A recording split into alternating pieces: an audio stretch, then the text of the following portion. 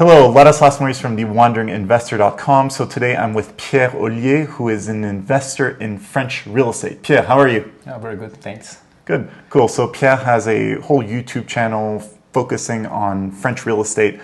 And today I just want to have a quick conversation with him just to share some developments that are happening on the French market. Not because I recommend the French market, but because I see that these developments are going to be spreading to other countries. And France is quite advanced in this regards. And I'm referring to energy standards for real estate. So essentially what the French government has implemented is that each dwelling in France now has a grade A, B, C, D, E, F, G, or whatever. It's a long list of grades. And depending on the grade in terms of energy efficiency that your dwelling has, then there are certain things that you are allowed to do and that you are not allowed to do. So Pierre, can you elaborate a little bit on this? Yeah, so these grades, you find them everywhere in Europe. I'm investing also in Hungary and I have this diagnostic A, B, C, D, F, G. So basically they're gonna look like how much energy your apartment is going to consume. So for example, it's a very old apartment, you will have a letter G, which is like the worst one. And if you have the letter A, it means your apartment is like, I don't know, has a very good level of energetic performance. So right now in France, they use this level A, B, C, D, F, G to put some restrictions. So for example, now if you have an apartment which is classified on G, it means that in the future, in the close future, in a few years, you will not be able to rent this apartment and you will not be able to sell this apartment, which is completely crazy, like when you realize about this. And for the letter G, it will be soon, in few years. For the letter H, it's gonna be 3 years more. And step by step, they're gonna make restriction, and they want at the end, like just the people, they want to force the people to renovate the flat in order to have good performance energetic level. Cool. So, and I think this is very important. Essentially, the depreciation of real estate in developed Western markets is set to accelerate. And it's something that came out in I think it's a recent IMF paper where they were talking specifically about stranded assets to encourage people to renovate and make them more green. So it's actual government policy encouraged by these worldwide organizations that are going to be encouraging their own way other governments to do the same, to say if your apartment is not green enough, if your house is not green enough, you cannot sell it, you cannot rent it. It's essentially a stranded asset until you commit to spending all of that money to renovate it to these standards that we choose. And then every year these standards are going to get tougher and tougher. So the core implication of this is a faster depreciation of your real estate investments in countries that are going to go ahead with such laws.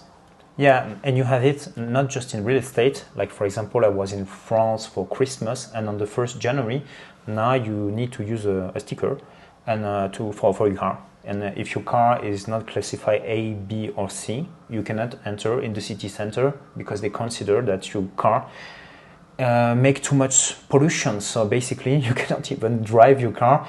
It's the same for the real estate, and it's the same now for the production of the car. In 2035, you will not be able to drive, you will have to drive an electric car. So yeah, it's gonna be tougher and tougher. So of course, you have to be really careful when you invest in real estate and be aware about this change of mindset. Yeah, so you either embrace it and try to play arbitrage. So for example, we're discussing right before, and what you're doing is you're looking at people who have like G-rated real estate. They're panicking, they want to sell it, but with not that much money, you can upgrade it from a G to a D, which then gives you another 10 years, etc. And then there's arbitrage to be played between people's emotions, so perception of the rules and the impact and versus the reality. So there's money to be made this way. And then another way is to simply look for emerging markets and for countries that absolutely don't care about this and where you can just buy and not have to worry about such government regulations. But it's something that is going to spread across the West like wildfire. To your point, the cars is a good example. I have family in Western Europe. They live in a village and they drive a 10-year-old diesel car and they can't go to the nearest city anymore. So when they go to the nearest city, they have to park outside of the city, then take a bus into the city. They're just not allowed to use their car further than the city limits. So this concept of stranded assets is an active government policy. They want to strand your assets so that you're always perpetually renewing them and consuming and consuming and consuming. Yeah. So the impact is very negative from a depreciation point of view. Yeah, they try to slow down to the maximum the economy. I mean, you can see like every bad decision that can be made, they will do it. For right now, you pay the price of the energy super high because of the politics. You cannot. In France, there is a big crisis on the real estate market. It's very hard to find an apartment to rent. And the government came with this law. So basically, we have very nice flats that the people can use, but you cannot rent them because the government decided, oh, that's a letter G, so the apartment has to be empty. So you have some people who cannot find apartment, which is a bit stupid. It's better to have someone in an apartment letter G than someone in the street. I mean, that's my opinion.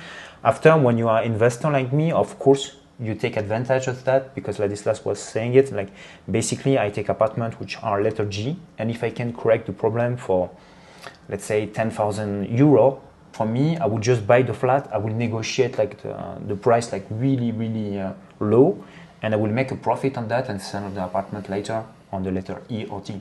So this is something that you can change sometimes very easily, and sometimes you cannot. So you have to be aware about that.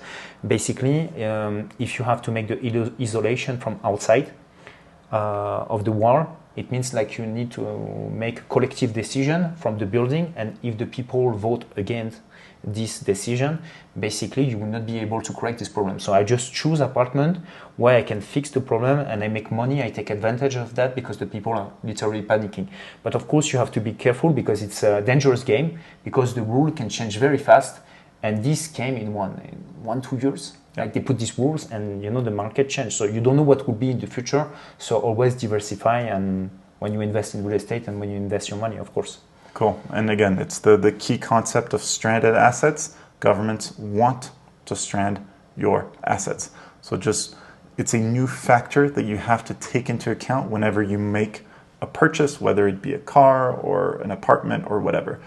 What are the odds of this asset becoming a stranded asset, and how long can I keep this asset until it becomes stranded? So this is really a new concept. We're still early on in this, but it's definitely something that they're going to push forward. So think about it now in your investments. Always think about it because it's going to be a thing.